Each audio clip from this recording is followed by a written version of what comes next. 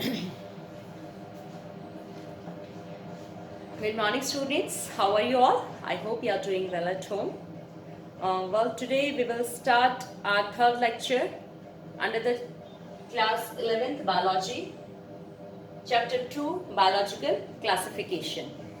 This is our third lecture, and in previous lecture we have talked about the importance of biological classification and the contribution of different scientists under this field, and then we have talked about the kingdom Monera.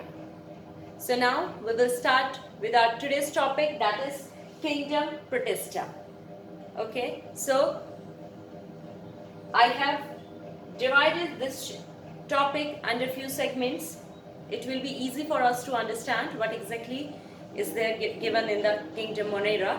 So in this, first we will be discussing differentiation between the kingdom Monera and kingdom Protista. Then we will be having some information about Protista. Then we will be discussing about the examples of Protista given in our NCERT book. Okay, so let's start the class. Here, the first one. As we know that we have started the 5 kingdom classification given by the R.H. Whittaker. Then under that we have done with Monera. So here we will have the differentiation between Monera and Protista. First of all, the Monera, they are unicellular prokaryotes, and the Protista are unicellular eukaryotes. So here one term is common in both of them. They are unicellular, means the both are single-celled organisms, but different over here is that Monera is prokaryotic and the Protistas are eukaryotic. So here, what is the difference over here? Prokaryotic means they don't have the well-defined nucleus, but eukaryote. Eukaryote means, if you break the word, eu means true, karyotes means nucleus. Here the true nucleus, or you can say the well-defined nucleus, is present in the Protista. Then our second difference is, in the Monera, the membrane-bound organelles are absent, but in Protista, the membrane-bound organelles are present. And then moving to the next difference, is the Monera. As I told you, the Monera is the kingdom in that only solo bacteria are present, and you know that bacteria are present each and every place of the universe. So here they present in every kind of habitat, but the Protista, they are primarily they are aquatic. Okay. Now moving to the example, you know that nothing else can become except bacteria under the Monera, and here we can have the example of amoeba.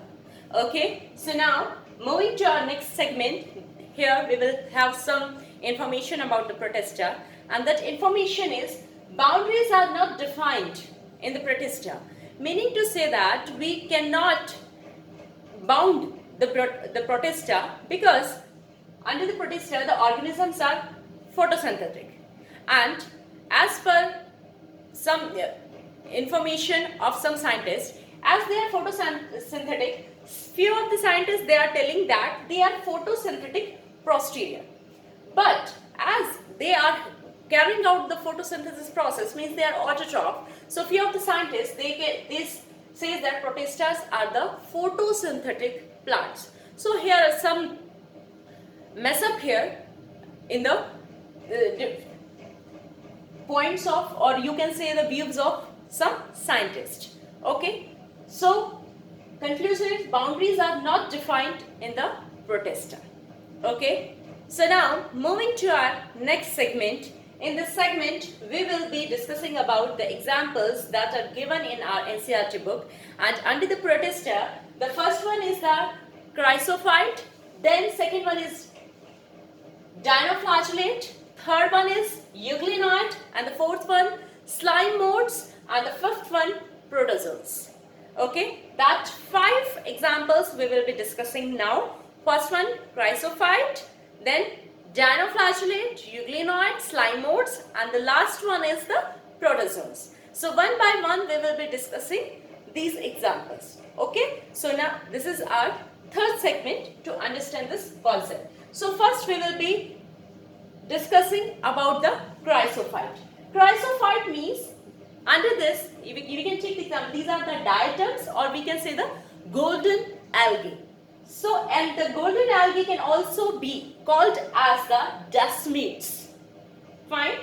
And if we will talk about their habitat, most commonly they are available either in the fresh water or in the marine water. Fine. And moving to the next one, they are also called as the planktons because they have tendency to move with the water current. It means कि जिस तरफ भी पानी का बहाव होगा वो उसी तरफ move कर जाएंगे. Fine. Then they are photosynthetic, as we have already discussed. The Protista, they have tendency of the photosynthesis process to carry out. Okay. Then moving to the cell wall. If we will talk about the cell wall of chrysophiles, cell wall forms two overlapping embedded with the silica. It means there will be the two cell wall. They will be overlapped and they can fit as like in a soap box. Okay. Then they are embedded with, means they are, वो इस तरीके से धसी हुई होती हैं silica के अंदर, both the cell walls. Okay. And diatoms, if we talk about the diatoms, they left behind the large amount of cell wall. As we discussed now, the cell wall is embedded with the silica. So what will happen when over the year, as gradually the times moves on, what the diatoms do? Diatom left behind large amount of cell wall, and what will happen? It will lead to the diatomaceous earth. Okay, and what is the use of this diatomaceous earth? It is, as it is very gritty in nature, so that it is used as in a oil filtration. Okay, that is the use of the diatomaceous earth. So that is all about the chrysophyte. Now moving to the dinoflagellate. Dinoflagellate, first of all, we will talk about the habitat. They mostly found in the marine water, and again they are photosynthetic. But here it is quite unique feature. They can be in yellow, green, brown and red color. Okay, yellow, green, brown and red color. So cell wall stem is cellulose plates. Here it is embedded in the silica, and here the cell wall is stiff with the cellulose plates. That's the difference between the chrysophytes and the dinoflagellate. If we will talk about their mobility, so in the dinoflagellate they are having the two type of flagella. One will be longitudinal and another will be transverse. Okay, and that it means the flagella is present, so means they can move. Fine. So if I will talk about the red one, red dinoflagellate, and we can take the example of Gonalex. What unique feature they have? The red dinoflagellate, they have tendency to rapid division to produce more and more red dinoflagellate. And what will happen, as I told you, they are present in the marine, means they are present in the sea, and if they are present in the sea, rapid division will be there. Then what will happen? The complete ocean or complete sea look very red color.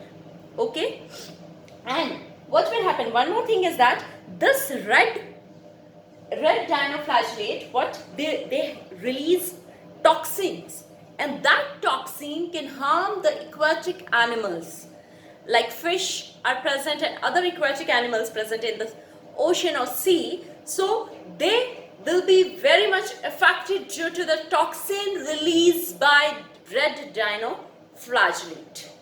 Okay, so this is all about the dinoflagellate. Now moving to the euglenoid. Euglenoid, first of all, we will talk about their habitat. The habitat they present in the fresh water.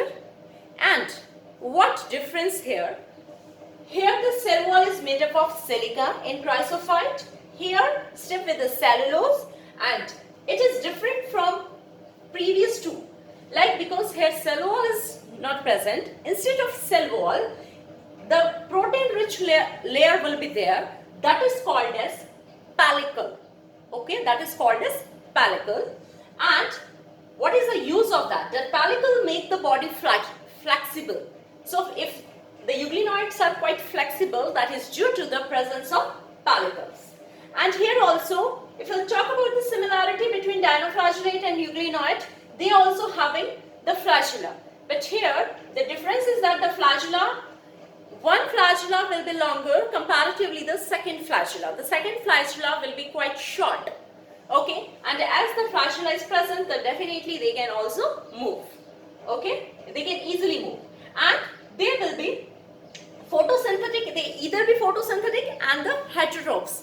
It is quite surprised how it can be possible. They are autotrophs also, and they are heterotroph also. How it is possible? Exactly, the reason behind it is that the euglenoid, as they will get the sunlight, they will start preparing their food. Means they can carry out the photosynthesis process, but as the sunlight deprived, means if the sunlight is not present, they behave like a predator and they attack on the other smaller organisms to engulf them and to eat them. Okay, then moving to the next point, they have the same pigment as present in the higher plants. Means like the chlorophyll present in the higher plants, the same pigment is present in the euglenoids. Okay, so this is all about the euglenoids, and moving to the fourth one, that is the slime modes. So slime modes, they are saprophytic in nature. It means they are present. Saprophytic means they are present on the dead organism for their nutrition. Okay, and here unique feature. What about the unique feature of slime modes? If they will get the suitable condition, then what will happen? They will convert into the plasmodium, and that plasmodium will be having the tendency to grow to the several feet. But when they are not getting their favorable condition, or you can say that unfavorable condition, what will happen? That plasmodium that is aggregated, it will differentiate. It will differentiate and it will be converted into the fruiting bodies, and that fruiting bodies will be containing the spores at the tip part. Okay, and that spores, the fruiting body that consisting the spores, that spores will be having a cell wall, and due to the cell wall, they cannot lead to the destructions, and they are very highly resistant to the environment.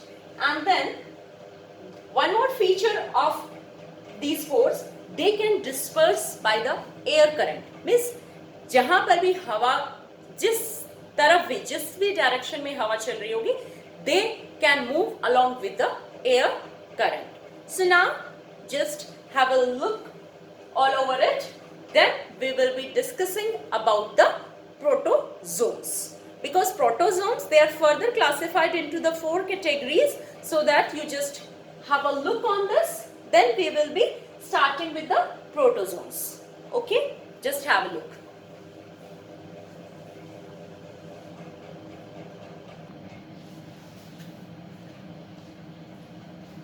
So here we go with protozoans. So this is our fifth example of Protista. And as I told you that the protozoans, they are further classified into the 4 categories. So first one is the amoeboid, second one is the flagellate, third one is the ciliated, and the fourth one is the sporozoans. Okay, so now moving with our first one, amoeboid. What are the features of the amoeboid? Amoeboid, if we will talk about their habitat, they are fresh, they are present in the fresh water, and also they are present in the marine water. Okay, what exactly, as this word is quite familiar, if you have heard about amoeboid, it is relevant to the amoeba, and you know very well about the amoeba. Amoeba is having false feet on its body, and that false feet also called as pseudopodia. And what is the role of that pseudopodia? The pseudopodia help amoeba to capture the food, and to engulf inside it. Okay, so that same thing will come under this amoeboid. It either present in the fresh water or in the marine water. Fine. And if the marine forms, they have silica inside them, and for marine forms we can have the example of Entamoeba. Okay, so this is all about the amoeboid. Then moving to the second form, flagellated. Flagellated, again, as the name suggests, we can clear it out. We can say that if flagellated means flagellas are there for the body movement. Okay, and these are either be free living or the parasitic. Fine. If the parasitic form is quite quite harmful for the human being, because the parasitic form cause the disease, and that disease means, if we can have the example like sleeping sickness, that is caused by the flagellated, and the example is the trypanosoma. Okay, so trypanosoma. Moving to the third type of protozoan, that is ciliated, and you are very much familiar about the term ciliated. Means there is a small thread-like structure over the cell or single, as these are the single cell organism, means on the entire cell surface the small thread-like structures will be there. So thousands of cilia-like structures will be there, so that will help to organism in their movement.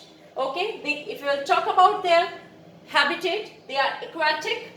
Okay, and they have also have the gullet. Gullet means they have the cavity, and that cavity that is open out at the surface of the cell, and that cavity, or you can say the gullet, it helps to take or to engulf the food inside the body. Okay, so we can have the example for this, and this is Paramecium.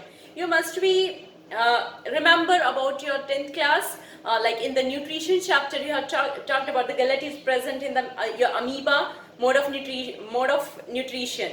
You have talked about the amoeba and Paramecium, the same thing we are talking about. The Paramecium is the ciliated type of protozoans. Okay, the cilia, thousands of cilia are present that make this protozoans movable. Fine, and gullet is present to engulf the food, and that gullet is open at the surface of the cell. Okay, we can have the example Paramecium. And the last one, that is the sporozoans. Okay, sporozoans also, they have an infectious unique feature, and they are most notorious. And we can have the example here, the Plasmodium. If we will talk about the example and their harmful effect, they cause the malaria parasitic protozoans, protozoans, they have tendency to cause the malaria, and that is most common spreaded disease across the world. You are very well known about the disease, the malaria, that is caused by the sporozoans, protozoans. Okay, so this is all about the kingdom Protista. In the further classes we will be having the discussion about our third kingdom fungi. If you will feel any query, you can comment down in the comment section. Fine, you can comment it down. If you find any query you don't understand, or you have any kind of doubt, you can comment down in the comment box. You can let me know. Okay, so thank you so much and have a good day. Thank you.